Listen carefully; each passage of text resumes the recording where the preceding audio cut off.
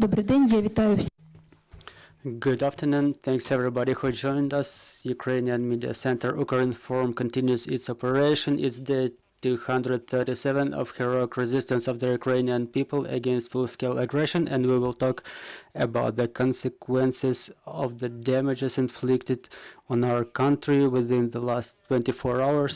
Unfortunately, Russians keep shelling our countries, keep striking with loitering drones and missiles. Today our speaker is Oleksandr Khorunzhyi, the press officer of the State Emergency Service of Ukraine. Mr. Oleksandr, what are the consequences of these strikes that we can talk about now? I greet everybody. I cannot say good afternoon because the enemy keeps shelling our territory. Our civilians, our military, the critical infrastructure installations suffered damages. There were 26 shellings in the 7 regions of Ukraine, mostly missile strikes in Mykolaiv region, Dnipropetrovsk, Zaporizhzhia region, Kyiv.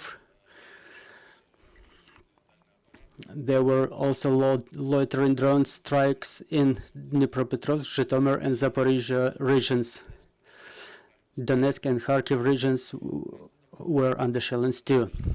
The consequences of these terroristic actions by the Russian Federation resulted in death of 5 persons, I mean within the last 24 hours, and 5 more injured.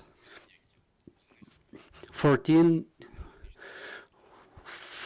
installations damaged in total, out of them 5 energy infrastructure installations, fuel stations, other civil infrastructure objects, including children's playgrounds. I want to stop on the consequences of these shellings. Let's start with Kyiv. Today in the morning, October 18,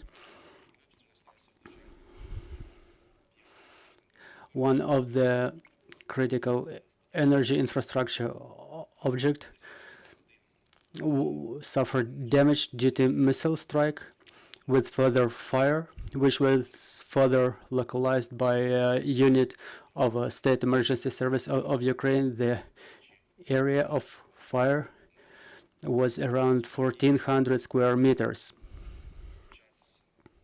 And respectively, during the clearing of the detritus, we found 3 bodies of the people, 2 of them dead and 1 injured. More than 120 personnel were operating in the area, along with 25 pieces of material.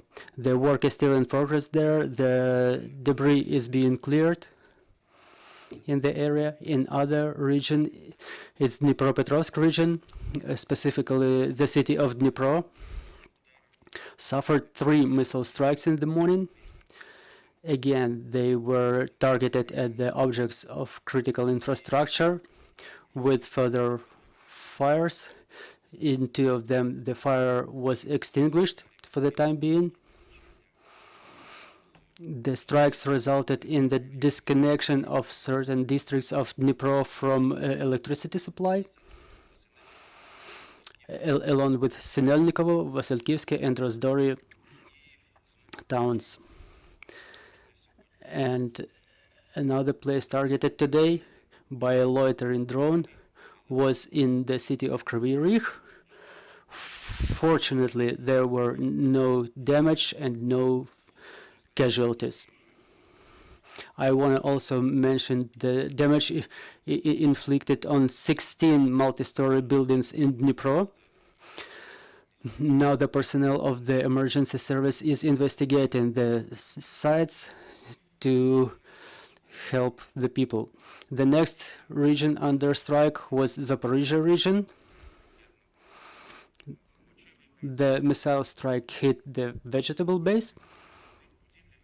The roof of the building was damaged with no casualties, fortunately. Another region is the Mykolaiv region. Mykolaiv is under constant shelling by Russian Federation. In the night, by preliminary information with S-300 rockets.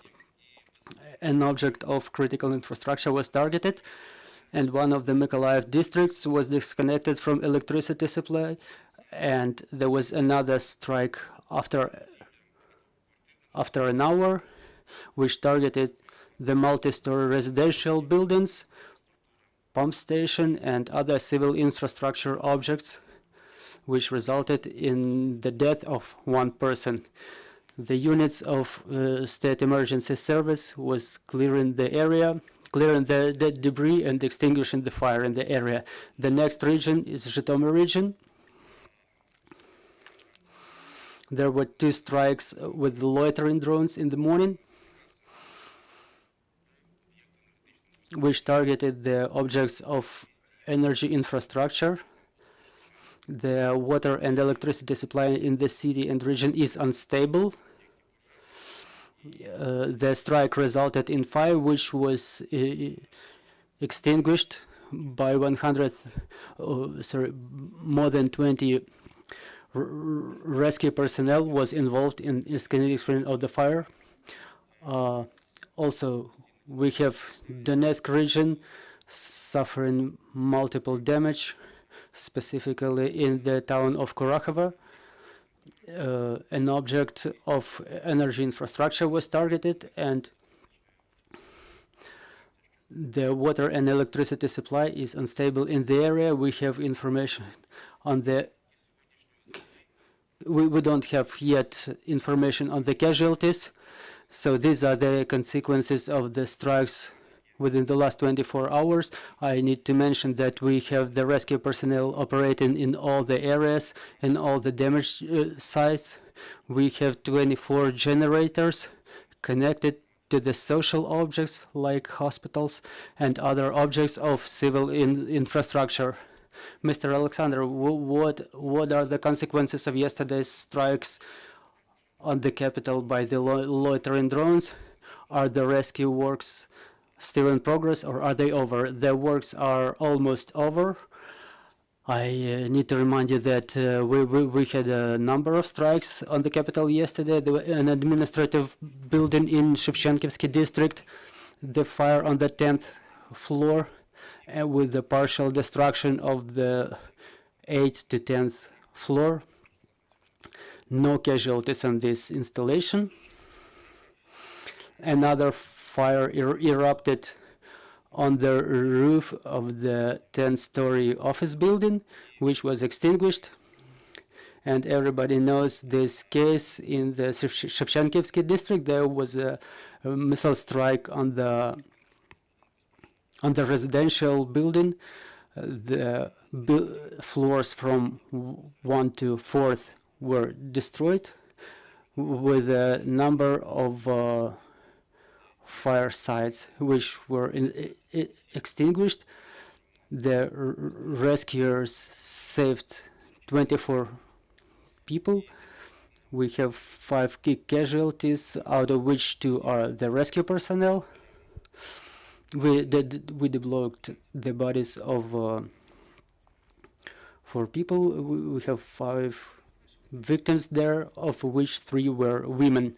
Dear colleagues, your questions. Radio Freedom. Getting back to today's challenge of the left bank, this critical infrastructure object for the time of the strike, which number of people were there, and as to the residential buildings in the area, did they suffer any damage? What's the situation there? What is the possible number of casualties and injured, and is the fire completely extinguished in the area of that you mentioned, 1,400 square meters? Yeah, I will tell you at once that the fire was extinguished at 11:40, completely extinguished. As to the number of people who were there at the moment, I don't have exact figures now, so I don't have this information. I cannot tell you for sure, but I know for sure that there were casualties. We know about 2 casualties for the time being, and another person was pulled from under the detritus. And another question about the residential buildings nearby. We don't have any information about the residential buildings in the area, so there were no buildings destroyed and damaged. Well, maybe they had some broken windows, but that's all we know for the time being, because the nearest buildings are on a pretty far distance from that site. As to the electricity supply, mayor of the city already mentioned it, that the electricity supply on the left bank is unstable. And other questions? Oleksandr, Ukrainian Forum, I have a question in general about this situation. Do the rescuers cope with this situation? Do you have enough personnel? And yesterday there was information about 2 rescuers injured. I will tell you at once that their condition is satisfactory. They had medical aid provided to them immediately.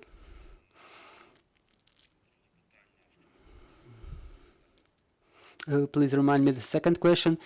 Is the rescue personnel sufficient to mitigate the consequences of the strikes? On a daily basis, we have about 7,000 rescuers on duty who are ready to fulfill their duties in all areas, and in fact we don't have such problems which would impede us from fulfilling our mission. And this number, 7,000 rescuers, it may be increased depending on the load and on the challenges we face.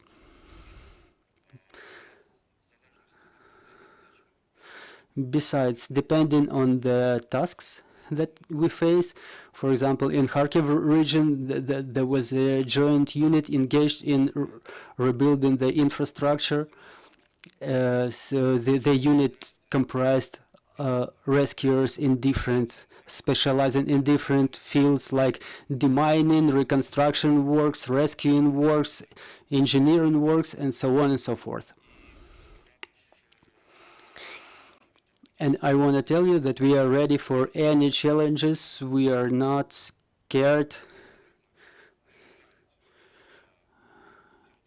We're not scared of these innuendos by Russian Federation, the use of missiles or drones. I haven't heard any complaints from any single rescuer. Everybody clenches their fists and teeth and repel the attack of Russian aggression. And we will work on rebuilding our infrastructure and timely reaction to the situation. Maybe you have the statistics. Maybe you have the statistics on how much rescuers were injured or casualties among rescuers from 24 February. We have 45 rescuers perished from 24 February. As to the injured, more than 100 were injured within this period. Mr. Oleksandr, we see that Russian strategy now is hitting us with rockets and loitering drones. You see the consequences of such strikes. What are your conclusions as to their power, destructive power? If we compare loitering drones and missiles, so the missile strikes are way more powerful in terms of destruction, and that's clear because it's more of an explosive, they carry more explosive agent. But the threat posed by loitering drones, Shaheds as they call them, they pose significant threat because it's many of them.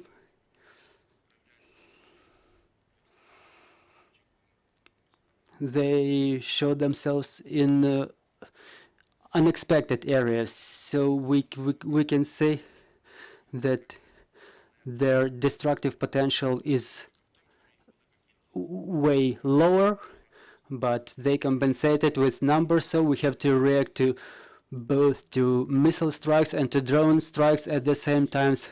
Thank you, dear colleagues. Any questions? No questions? Oh, all right.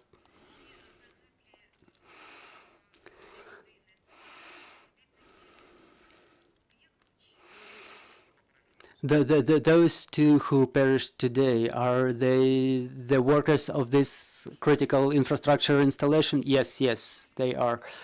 I will remind you, we had Oleksandr Khorunzhyi, press officer for State Emergency Service in Ukraine. Thanks, everybody. Glory to Ukraine. Together to the victory. Glory to the heroes. Together to the victory.